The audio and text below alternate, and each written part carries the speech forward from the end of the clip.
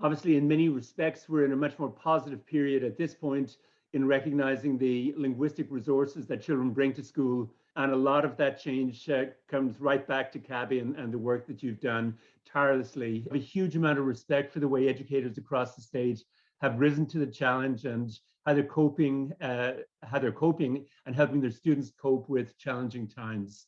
The message that I want to share, it focuses on the systems that we set up in our schools to address the learning needs of multilingual students. We all are aware that many students who are learning English as an additional language experience difficulties in our schools, but they aren't the only group.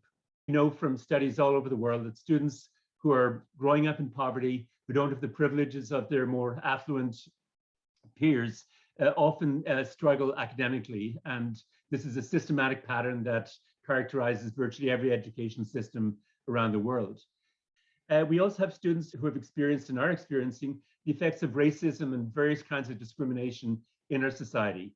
So in addition to looking at what the research is saying about helping students acquire English and catch up academically in English, we also have to ask ourselves as a school community, how can we push back on some of the effects of low socioeconomic status? How can we, as a school community, counteract some of the effects of stereotypes and discrimination in the wider society? We need to focus on decolonizing curriculum and instruction through linguistically and culturally sustaining pedagogy.